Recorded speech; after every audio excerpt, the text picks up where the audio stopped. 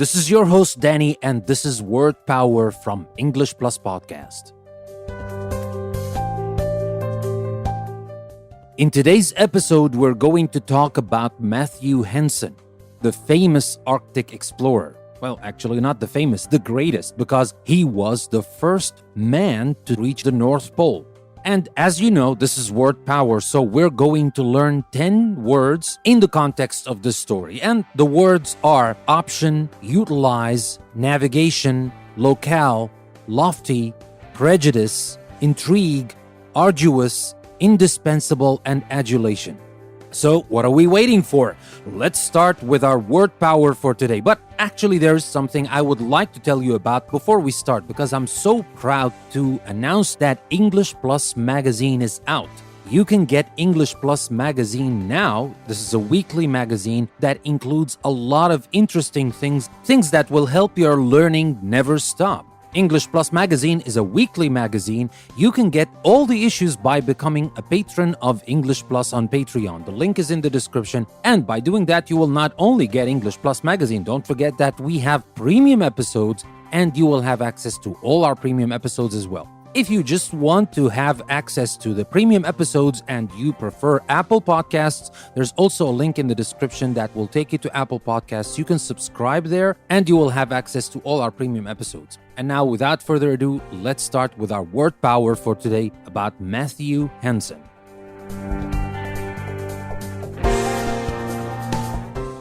Mathew Henson was born in 1866 on a Maryland farm. As an African American, Henson had few options for earning a livelihood. Therefore, when he was 13 years old, he decided to run away and hire himself out as a cabin boy on a vessel bound for France and the Philippines. The ship's captain liked Henson and urged him to utilize the ship's library to learn navigation. Henson studied hard and applied what he learned as the ship traveled from one exotic locale to another.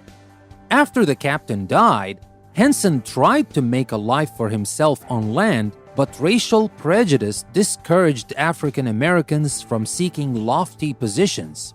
So Henson took whatever lowly work he was offered. This included a job as a stock boy in a naval supply store. That job, however, was a turning point, for it was there that Henson met Robert E. Peary, a civil engineer for the United States Navy. Henson was intrigued by Peary and asked to accompany him on his next voyage. Over the next 20 years, Peary made 7 trips to the Arctic.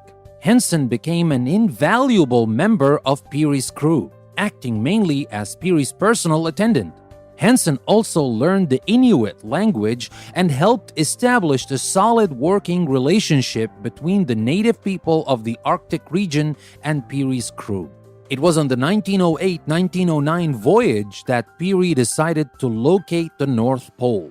The journey was arduous. Peary sent back all the members of his party except for Henson and 4 Inuit guides. Henson's ability to communicate with the guides in their own language and his knowledge of navigation made him indispensable. Suffering from exhaustion and frostbite, Peary left Henson the task of discovering the pole. On April 6, 1909, the former cabin boy became the first person to stand on the North Pole. Peary could barely lift his arm as Henson placed an American flag on the northernmost spot on Earth. Upon their return, Peary and his crew were honored with medals and adulation. Henson did not receive any glory until more than 30 years later. In 1944, 11 years before he died, Henson was finally awarded the Congressional Medal of Honor. So, that is our story about this great man, great explorer, Mathew Henson. And now, let's dig in and let's start talking about the words that we're here to learn. And let's start with the very first word, and that is option. O-P-T-I-O-N, option.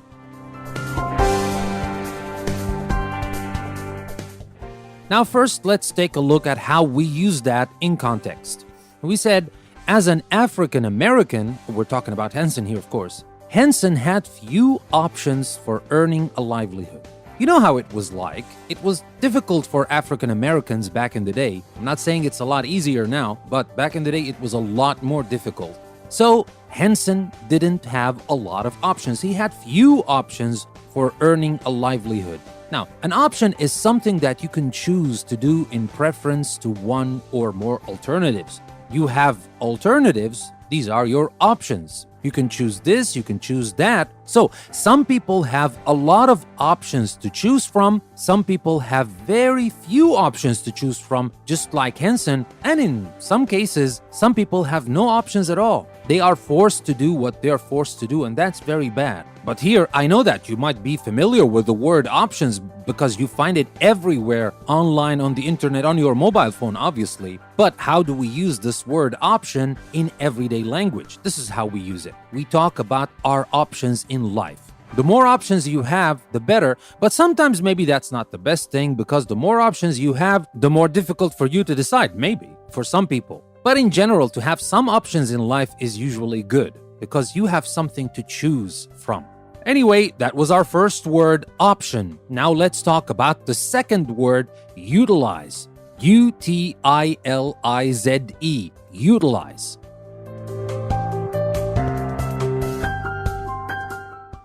Now let's take a look at how we use that in context. Now this happened when he started working as a cabin boy. Now we said that the ship's captain liked Henson and urged him to utilize the ship's library to learn navigation. Now here we have the second word as well, navigation, but we'll talk about that later. Now here, to utilize the ship's library, what does that mean? If you utilize something, you use it, simply. But this is a fancier word, a more formal word. You need to utilize the things that you have, the tools that you have to use them. Simply, we can replace utilize, but utilize is a more formal word that is commonly used. So, this is utilize. The next word we just said, it's navigation. N-A-V-I-G-A-T-I-O-N. We had it in the same sentence. We said that the captain liked Henson and urged him to utilize the ship's library to learn navigation. Why did he want Henson to use the ship's library? It was to learn navigation. What is navigation? Now, we refer to the movement of ships as navigation. That's like sailing, cruising, steering or maneuvering. So, the captain wanted Henson to learn navigation, and Henson did. And now, what about the next word, locale? L-O-C-A-L-E. Let's see about this word.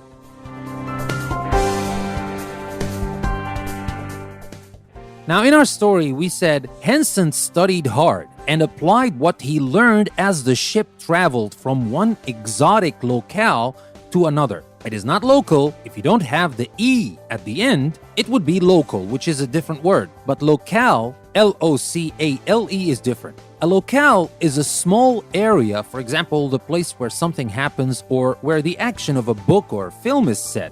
It's simply a site. So we can simply say a place, yes, but when we're talking about exotic places, we can say here from one exotic place to another. But locale has more meaning. Locale, as I told you, is a place, especially a small place, with significance. Now, we usually use it especially with reference to events connected with this place. So that is our word, locale. What about the next word, prejudice? P-R-E-J-U-D-I-C-E. This word is a little bit difficult to spell, so you will have to pay attention to the spelling. One more time, it's P-R-E-J-U-D-I-C-E. Prejudice. In the story, we said after the captain died, because, when the captain was alive, obviously Henson had a good time because the captain liked him. But after the captain died, things changed. Henson tried to make a life for himself on land, but racial prejudice discouraged African Americans from seeking lofty positions. Lofty is our next word, so pay attention to that. But now, prejudice. What discouraged African Americans from seeking lofty positions back in the day? It was racial prejudice. What is the meaning of prejudice then? Now, prejudice is an unreasonable dislike of a particular group of people or things, or a preference for one group of people or things over another.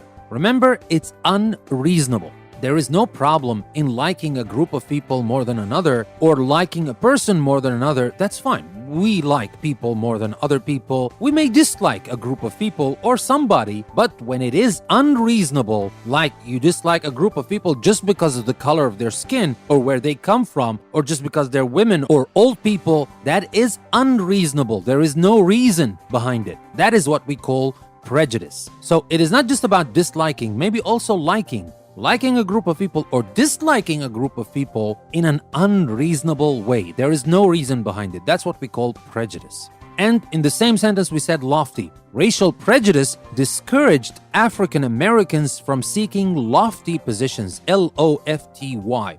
Lofty. What does that mean? A lofty ideal or ambition is noble, important, and admirable. Lofty positions are admirable positions, superior positions, noble, grand positions, something that everyone has the right to aspire to. It doesn't have to be your life goal. You may have a different goal, but everybody has the right to seek lofty positions. But back in the day, because of racial prejudice, it discouraged African Americans from seeking lofty positions. So Henson took whatever lowly work he was offered and he ended up working as a stock boy in a naval supply store. But that job was the turning point because it was there that he met Robert Peary. And now we come to the next word, intrigue. I-N-T-R-I-G-U-E. Intrigue.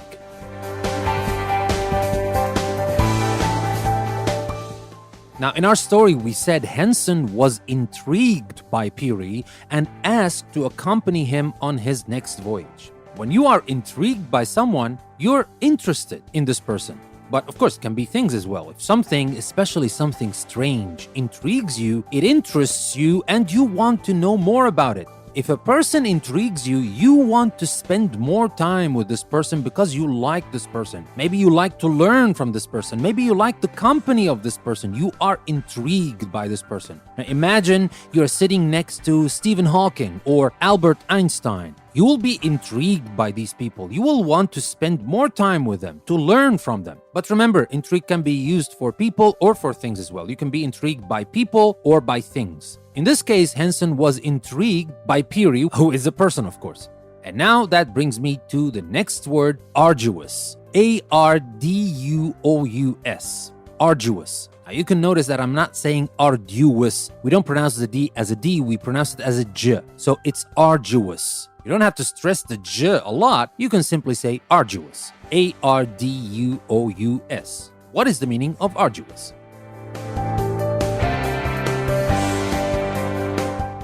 Now first, let's take a look how we use that in context. We said the journey. Now here we're talking about the voyage in which Peary decided to locate the North Pole. We were talking about this journey and we said the journey was arduous. Obviously, even until this very day, if you want to go to the North Pole, the journey is arduous, even with all the technology we have. Of course, it's not as difficult as it used to be. Now, of course, based on the weather, we can use helicopters, planes, etc. Back in the day, they didn't have that option. And we are talking about 1908, 1909 voyage. But anyway, even to this day, it is not easy. So we can simply say the journey was difficult, but arduous is a lot more than that. Arduous is something that is difficult and tiring and involves a lot of effort. So you might tell me, oh, why on earth would we want to learn these words? You can simply say difficult, that's it. Yeah, you're right. But first of all, you need variety in your words. It is not enough to have just a couple of adjectives and use them all the time. We have good, bad, nice, difficult, that's it. No. Sometimes you want to say something and difficult is not enough to describe how difficult it is. So you would want stronger words to describe what happened, or maybe your moving day or your day at work, whatever. Maybe just saying it was difficult is not enough. I want something more, so you can use arduous. It was something that is so difficult, so tiring, and involves a lot of effort. That is arduous. So that is arduous. And now let's talk about our next word, indispensable. I-N-D-I-S-P-E-N-S-A-B-L-E. Indispensable.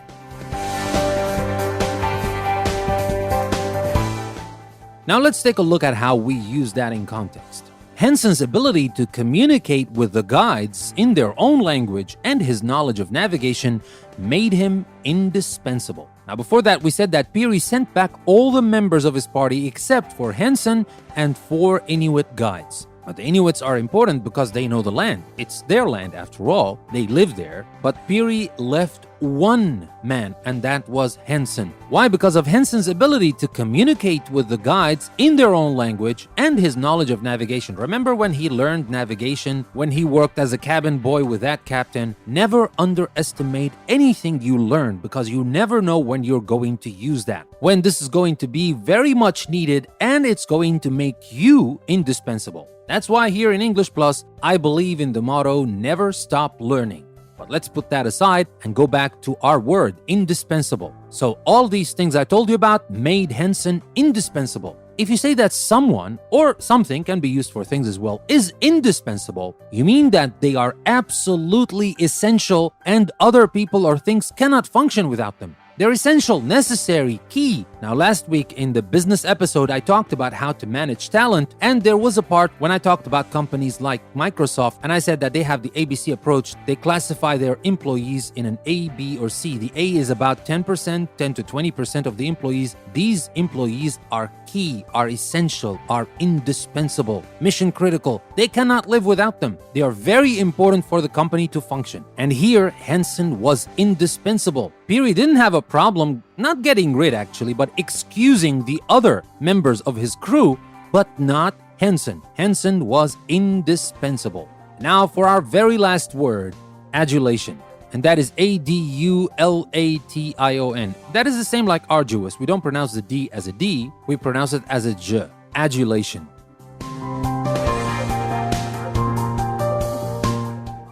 Now let's take a look at how we use that in our story. We said upon their return, we're talking about the crew, we're talking about Peary's crew. Upon their return, Peary and his crew were honored with medals and adulation, but not Henson. Remember why? Because of the prejudice back in the day. And Henson was a black man, was an African American. And although Henson was the first person to stand on the North Pole, he did not receive all these medals and adulation. His friends did, but he did not. Well, I said later that after 30 years, he was finally awarded the Congressional Medal of Honor. He was honored later in life, but not when they returned.